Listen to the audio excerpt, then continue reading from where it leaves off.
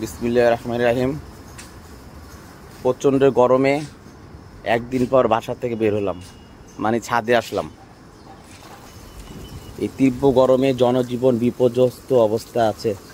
চারিদিকে যেভাবে গরম পড়ছে, ঢাকার বাইরের জেলাগুলো তো প্রায় 42 ডিগ্রি, 41 ডিগ্রি, 40 ডিগ্রি তাপমাত্রা। ঢাকাতেও কোথাও কোথাও হয়তো 40 ডিগ্রি তাপমাত্রা আছেন। এমতো অবস্থা মানুষের ঘর থেকে বের হওয়া মুশকিল হয়ে দাঁড়াচ্ছে। শুনলাম আজ নাকি কাতারের আমির Sheikh Tamim bin Hamad Al Thani উনি বাংলাদেশে আসছেন। প্রায় 2 যুগের অধিক 20 বছর পর উনি বাংলাদেশের মাটিতে পাড়া দিচ্ছেন।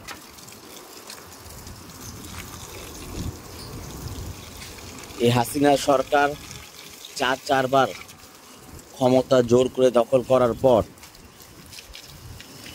এবার উনি রাষ্ট্রীয় সফরে আনছেন। এই স্বৈরাচারী সরকার, দামি ভোট দ্বারা নির্বাচিত এই সরকার, এতে আমিরকে বাংলাদেশে আনছেন। তার একটা ফন্দি আছে। ফন্দিটি হলো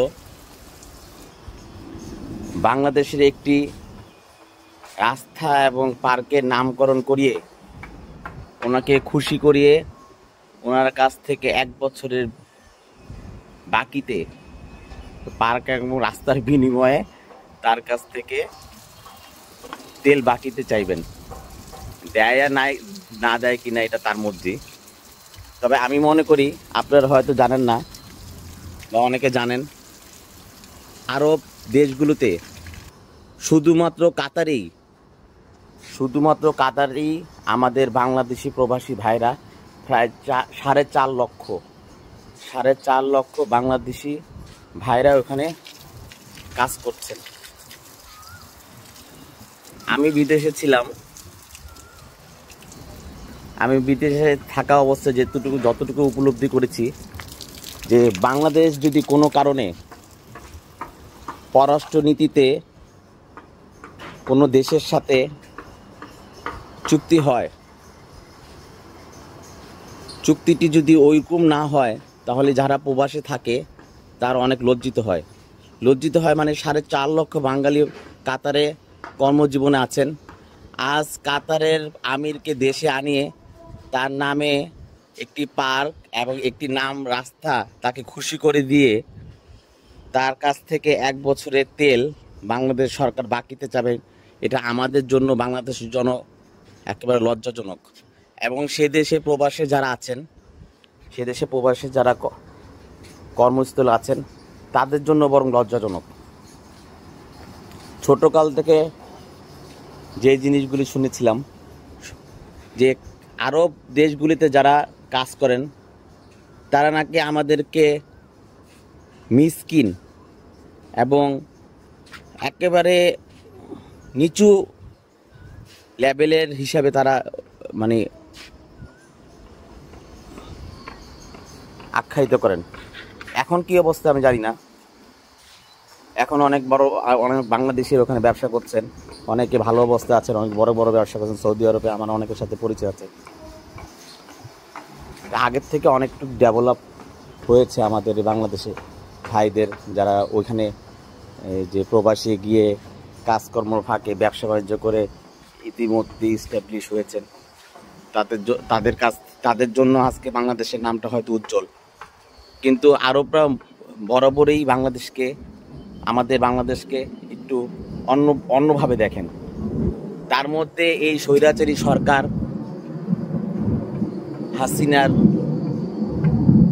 এই পাগল মন্ত্রী, পররাষ্ট্রমন্ত্রী হাসান মাহমুদ কখন কি করে, কার সাথে কখন কি কথা বলতে হবে, দেশের পররাষ্ট্রনীতি কিভাবে চালাতে হবে, তার ভিতরে তো বিন্দুমাত্র জ্ঞানটুকু নাই। সে শুধু বিএনপি জামাত নিয়ে আছেন। একটু থেকে একটু করলে হইলেই বিএনপি জামাত। আজকে এই জিনিসটা এক হাস্যকর অবস্থায় বাংলাদেশের জনসাধারণের মাঝে আলাপ আলোচনা হচ্ছে যে কাতারের আমির প্রায় 20 বছর পর বাংলাদেশে আসতেছে। তাকে তার কাছ থেকে আগেই বলা হয়েছে তার কাছ থেকে 1 বছরে বাকিতে তেল চাবেন এবং তাকে একটা নামে একটা রাস্তা একটা পার্ক তার নামকরণ করা হবে। এটা আপনি দেখেন বিষয়টা একটা অনেক কিছু চুক্তি আছে, একটা পররাষ্ট্রনীতিতে একটা বিদেশি রাষ্ট্রের যারা দেশে আসবেন তাদের কাছ থেকে আগে এই চিন্তা ভাবনা করেছে তাকে এটা দিবে এবং তার কাছ থেকে এটা চায় নিবে, বাকিতে তেল চাওয়া এটা আমাদের জন্য খুবই লজ্জাজনক তো বটেই। আমরা অতি বিলম্বে এই পররাষ্ট্রমন্ত্রী হাসান মাহমুদ সহ যারা এই পাগল ছাগল মন্ত্রী আছেন তাদেরকে পদত্যাগ চাই এবং এই স্বৈরাচারী সরকার শেখ হাসিনা কর্তৃক যে বাংলাদেশের রাষ্ট্র ক্ষমতা জোর করে চালাচ্ছেন শেখ হাসিনা সহ এই সরকারের সর্বস্ত মন্ত্রীদের পদত্যাগ চাই এবং শেখ হাসিনা সহ রাষ্ট্রীয় ক্ষমতার অধীনস্থ যেসব মন্ত্রী এমপি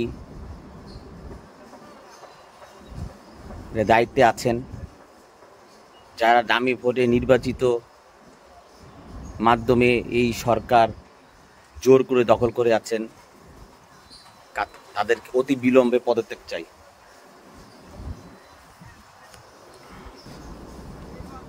এই রাষ্ট্র এই পাগল ছাগলদের দ্বারা পরিচালিত হচ্ছে। এই রাষ্ট্র আজ হুমকি স্বরূপ, এই রাষ্ট্রের জনগণ হুমকি স্বরূপ। আগামী প্রজন্ম যারা এই দেশের ভবিষ্যৎ তাদের জন্য হুমকি স্বরূপ। আপনি দেখেন দেশের শিক্ষা ব্যবস্থার অবস্থা কি হয়েছে। ছেলেমেয়েরা এখন স্কুল কলেজে গিয়ে রান্না বান্না করে, পড়াশোনা তো নাই। পরীক্ষাগুলোর অবস্থা নকলে ভরপুর। আমার ছেলেকে সেদিন এসএসসি পরীক্ষা দেওয়ালাম, তো ওইখানে মানে আমি জায়গাটা বলবো না, এমন একটা রেস্ট্রিক্ট এলাকায় আমার ছেলের সিট পড়ছে। ওইখানে আমি বারবার স্যারদেরকে বলার পরও, স্কুলে যারা দায়িত্বে প্রিন্সিপাল আছে বারবার বলার পরও ওইখানে আশেপাশে যারা নকল ডিস্টার্ব করতেছে ছেলেকে পরীক্ষার সময়, বন্ধ করতে পারলাম না। স্যাররা বলে দেখা লেখুক, তোমরা ভাগাভাগি করে দেখা লেখো।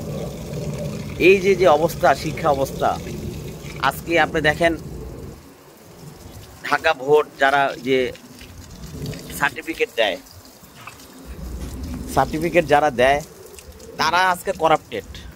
গতকালকে দেখলাম মাধ্যমিক শিক্ষা বোর্ডের যে চেয়ারম্যান তার ওয়াইফকে ডিবি পুলিশে অ্যারেস্ট করছে জাল সার্টিফিকেট দেওয়ার কারণে। আপনি দেখেন একটা চেয়ারম্যানের ফ্যামিলি সহ এই শিক্ষা ব্যবস্থা, এই আগামী প্রজন্ম যাদের চাকরি বাকরি দিবে, সরকারি চাকরি, ওইখানে সরকারি কাগজ, সরকারি ওয়েবসাইট, সরকারি সব কিছু যারা নিয়ন্ত্রিত তারা বাসায় নিয়ে গিয়ে বসে সার্টিফিকেট দিচ্ছে। কাদেরকে যাচাই করবে? আগামী গত 10 বছর 15 বছর যে এই যে চাকরিগুলি মিলছে সরকারি সার্টিফিকেট দিয়ে, কে যাচাই করবে? আজকে এই কারণে তো এই দেশের এই অবস্থা। যারা বিসিএস ক্যাডার হয়েছে, বিভিন্ন সরকারি বড় বড় অফিসে কর্মকর্তা হয়েছেন, এই যে পরীক্ষার সার্টিফিকেট দিয়ে সার্টিফিকেট শো করে, কার সার্টিফিকেট জাল, কার সার্টিফিকেট সঠিক, কে যাচাই করবে এগুলি? আজকে এই সরকার 20 বছর ধরে জোর করে ক্ষমতা দখল করে এই প্রক্রিয়ায় চলতেছে। প্রায় 16-17 বছর পর এই যে ধরা খাইলো, এই 16-17 বছর যে তারা এই যে জাল সার্টিফিকেট দিয়ে সরকারি ওয়েবসাইট ব্যবহার করে সরকারি কাগজপত্র দিয়ে যে কাগজপত্রে সার্টিফিকেট হয় ওই কাগজপত্র দেখিয়ে যে সরকারি চাকরি বিভিন্ন অফিসে বিভিন্ন জায়গায় চাকরি নিয়েছে, কে যাচাই করবে এগুলি? এই স্বৈরাচারী সরকারকে উৎখাত করতে হলে বিএনপি কি একাই দায়িত্ব? আর কারো দায়িত্ব নাই? এদেশে 18 কোটি মানুষ সবাইকে বিএনপি বিএনপি তো রাজপথে নেমেছিল মানুষের ভাত ও ভোটের অধিকার নিশ্চিত করার জন্য। আজকে এই স্বৈরাচারী সরকারকে উৎখাত করতে হলে বিএনপি একা পারবে না। আপনাদের জনগণের একত্রতা প্রয়োজন। জনগণের সাথে সম্পৃক্ত হয়েই এই স্বৈরাচারকে ক্ষমতাচ্যুত করতে হবে।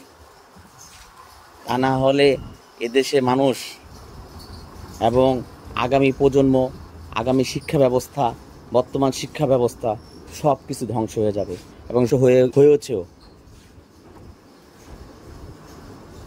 আপনারা সবাই যারা জনগণ আছেন সবাই বিএনপির সাথে একত্রতা প্রকাশ করে রাজপথে নামুন এবং স্বৈরাচারী সরকারকে উৎখাত করুন।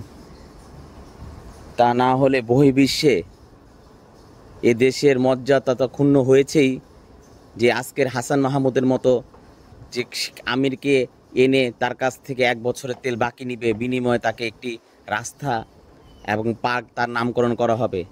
এভাবে আরও এর চেয়ে বেশি আরও মান সম্মান বাংলাদেশে যাবে। সবাই একমত হন, একত্রতা প্রকাশ করুন, রাজপথে নামুন এবং এই স্বৈরাচারী সরকারকে উৎখাত করুন। ধন্যবাদ।